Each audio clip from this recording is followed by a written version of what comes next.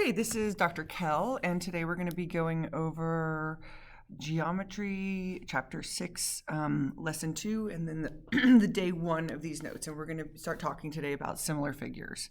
Okay, so we're going to be able to identify when figures are similar, and we're going to be able to find the scale factor. In the last lesson, we did scale factors, but we're going to continue working with that theme today. Okay, so we're going to go ahead and follow this link, and we're going to click on the slider to change the size of the image, and we're going to adjust the size of the image and see what we notice about the angles. Okay. So go ahead and type this into your browser and meet me. Oh no, where is it? Over here. Okay. So, come here. Okay, so let's look here as I change this figure. Okay, I am making it smaller. Here, I'm making it bigger. I'm just going to look at these two angles while I'm looking at it, and I'm going to make it way bigger. And it doesn't look like those angles are changing, okay? So what happens about the angles is that they stay the same, okay? Compare the ratios made by corresponding sides on the right side of the screen. What do you notice? Okay, so over here, they're looking here at EF over AB. So EF over AB, and that ratio is 0.55, okay? And it looks like all the sides actually have that same ratio. If we do FG over BC, 5.03 over 9.14, that also has the same ratio, 0.55. What if we go bigger? Okay, well, that ratio changes. Now that ratio is 1, but it stays the same for all the different sides, okay? So EF over AB is the same as EH over BD, for example, okay? So notice the ratios made by corresponding sides on the right side of the screen. They're the same, okay? In the space below, draw what you learned in the exploration, and specifically the ratios. Okay, so what I noticed is that if these are similar, these angles are the same. And again, you guys, I'm sorry that it's hard for me to, I'm doing this on a vertical surface, and it's very, very, very hard for me to I don't think I have the best handwriting anyway, but on a vertical surface, it's extra bad. Okay, so we noticed that those angles are all the same. Then we noticed something like this, AB over EF, or they did it in the video, they did it the other way in the doodle. So I'm going to go EF over AB. Well, whatever that ratio is the same as EH over AD. And whatever that ratio is the same as HG over DC. And that is the same as FG over BC. Okay, so I want to make something very clear, that these side lengths are not congruent. Okay, those are not the same length. The side lengths are not congruent, but the ratios of the side lengths are the same. Okay, so they have congruent ratios, not congruent side lengths. Okay, and so make sure that makes sense. And again, you guys, as always, if this lesson, you're watching this at home sick, or because you're absent, or whatever it is, if something doesn't make sense, clarify with your teacher or your peer tutor in class. This lesson is not here to replace all interaction with your teacher. If something doesn't make sense, then make sure to connect with them. Okay, if two figures are similar, then they have the same shape, but not the same size, okay? So let's see what I can do here. The same shape, oh no, guys, but not necessarily the same size, okay? Maybe something like that, okay? So the corresponding angles of similar figures, think about what we noticed. With similar figures, the corresponding angles are actually congruent, okay? The corresponding angles are congruent, okay? The corresponding sides of similar figures are proportional.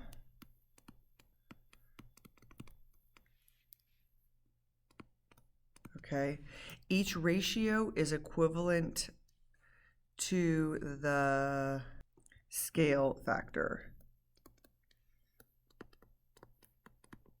Okay, that ratio of sides is the scale factor. Okay, so just like when we had congruent figures or congruent triangles, we had a congruency statement. With similar figures, we have a similarity statement. Okay, this figure, this symbol right here, that little squiggle, I think the official word for it is a tilde, but that little squiggle means similar, okay? So a similarity statement correlates the congruent angles and the proportional sides. Again, the sides are not congruent, okay? When we have similar figures, the angles are congruent, the sides are proportional. Okay. So when we have, let's look here at the scale factor of similar figures. We're going to use the simplified ratio of two corresponding sides in the order of triangle of the triangles given or requested. Okay, we'll come back to that. Let's look here. Okay, so we're going to use the similarity statement. Okay, and you guys, if I say congruency, it's going to happen. Okay, so using this similarity statement, I know that angle A is congruent to angle D. Okay. If I look up here, I know that angle B is congruent to angle E.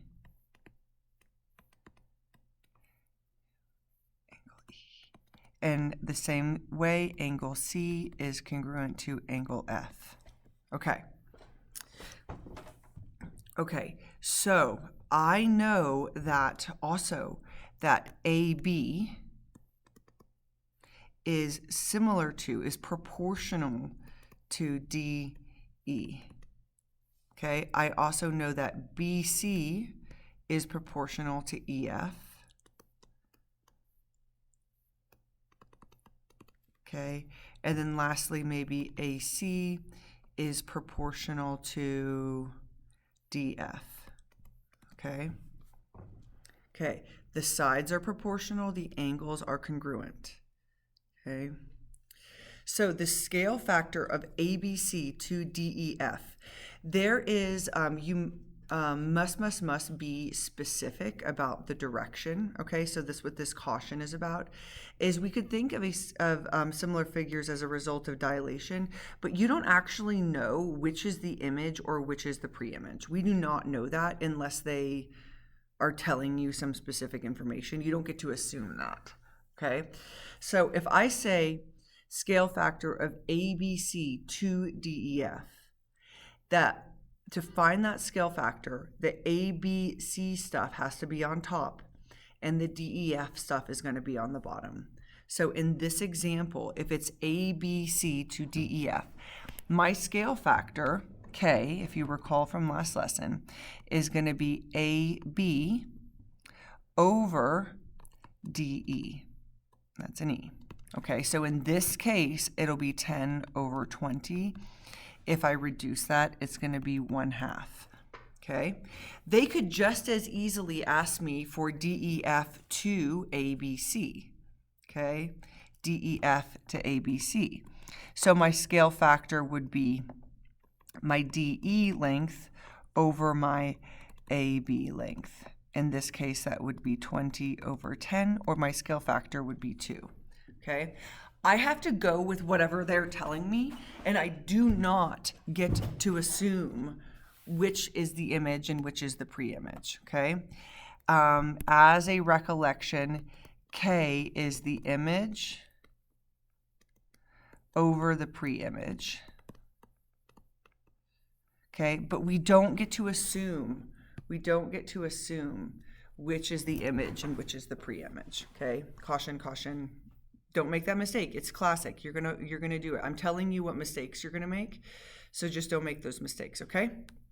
Okay. All right. Proportion comparing the sides. Write a proportion comparing the sides of the two triangles. Given that ABC is similar to QRS. Okay.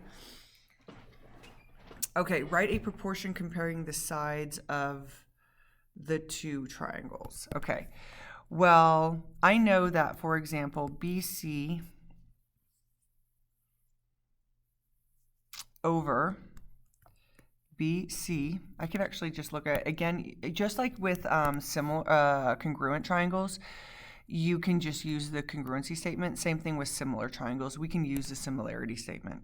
So BC over RS, well, that ratio has got to be equal to all the other ratios of sides. So maybe AB over QR and maybe AC over QS. Okay, so there's going to be times that we don't know all the sides. In this case, we know all three sides of all three triangles, but there'll be times that we need to solve based on what we do know. Okay, so in this case, I know that 12 over, BC over RS is right here, 12 over 3. That is equal to AB, which is 28, over QR. QR is here, which is 7. Okay, that ratio also has to be the same thing as AC, which is 20, over QS, which is 5. One way or the other, that ratio is a 4. Okay. So what is the scale factor of ABC to QRS? So what this means is that ABC is the numerator to QRS, that has to be the denominator. Okay. So ABC to QRS is what we already did there. That scale factor would be like 28 over 7 or 4. Okay. Okay, what is the scale factor of QRS to ABC? Well, that goes the other way. You're going to write it the other way around. This one now is in the numerator. I don't know what I just wrote there. And this would be the denominator. Okay. So using these examples, I would have RS, maybe 3, over BC, which would be 12, and that would be 1/4. My scale factor would be 1/4 or 4, depending on which way you're looking at it. Okay, so complete the statement. Angle B is congruent to which angle? You do not have to do some sort of mental gymnastics looking at the figure if you have your similarity statement, okay? Angle B is congruent to angle R. I don't need to look at the figure to determine that. Okay, so I'm going to pause here for the you try. I want you to try, okay? I want you to pause here and try on your own, and then come back and check your work. Okay, so you should have worked through this and shown a proportion was all the same. So you could have written this proportionality that each corresponding side is, the ratio of corresponding sides is equal to the ratio of other corresponding sides. The scale factor, if we go ABC to GEH, would be 1/2. If we go the other way, that scale factor would be 2. And angle C is congruent to angle E. Okay, so we're now looking at the top of page 11. For examples number 9 and 10, we want to find the scale factor of the small figure to the large figure for each set of figures below, okay? So we're going to go small to large. Okay, so in this case, we have JB, okay? That's the only side I have information about, JB. So I am going to have to set that ratio up using its corresponding part. JB is corresponding to HD, okay? JB and HD here is 7, okay? Actually, I'm going to write it as HD here. So JB is 4 and HD is 7. That is my scale factor, okay? I was not tempted to use that side length because that was not corresponding to JB, okay? So you have to look at the information that you have and set it up consistently. I would like for you to try that on number 10. Go ahead and pause. Okay, so after you did this U-try, what you might have noticed to start is you might have said, well, DE would be proportional to BA, okay? So you'd say, well, DE is 3, but the problem is you don't actually know what BA is. So that didn't help you, okay? This is true. That proportion is correct. It's not incorrect, but you can't actually do anything with it because you don't have enough information. So then I'm going to move on. Well, I saw that EF would be proportional to AC. Well, in this case, I do actually have both of those values, and I'm going to reduce that fraction. That gives me a scale factor of 2/3. Okay?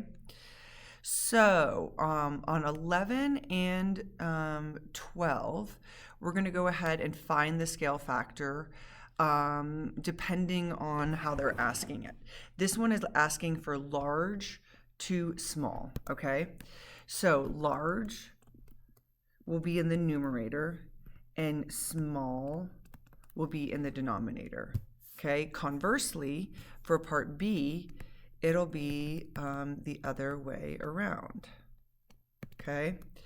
So let's start with 11A. We can pick any of the side lengths here, okay? As long as we know values of each side length, we can find the scale factor. So I'm going to go with DF. I'm going to write it in letters to start. So let's do DF. Let me make sure I'm recording. Okay, good. DF over AC. Okay, so then the values for this are going to be 15 over 10. 5 goes into 15 3 times, 5 goes into 10 2 times. Okay, so my scale factor is actually 3/2. Okay. Now I'm going to go the other way. Let's go small to large. Well, we're just going to reverse that fraction. So instead of being 15 over 10, it's going to be 10 over 15 or 2/3. Okay. Okay. Let's move on to 12A and B. Okay, so this one is saying A, B, C, D to E, F, G, H. Okay, so I want you in your head to tell me which one is going to be in the numerator. Okay, so I'm going to have AB in the numerator and EF in the denominator, versus when we go the other direction, that will be reversed. Okay, so AB is 48, EF is 40, and what does that become? 6/5.